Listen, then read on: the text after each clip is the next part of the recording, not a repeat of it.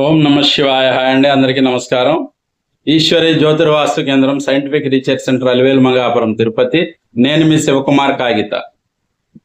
అయితే స్థిర లగ్నాలు, చర లగ్నాల గురించి చెప్పుకున్నాము. ఇప్పుడు దిస్వభావ లగ్నాలు.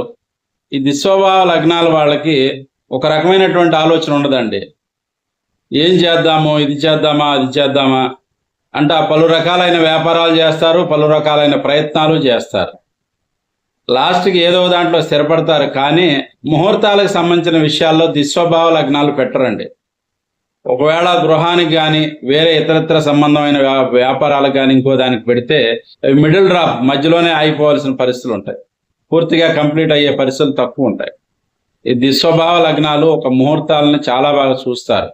ముహూర్తాలకు ప్రత్యేకంగా కూడా ఇల్లు కట్టేటప్పుడు చతుర్థ శుద్ధి, వివాహానికి, ఇంటికి, అన్నిటికీ అష్టమ శుద్ధులు అనేవి ఉంటాయి. ఈ శుద్ధులు లేకుండా ముహూర్తాలు ఎవరూ చేయకూడదు, చేయరు కూడా.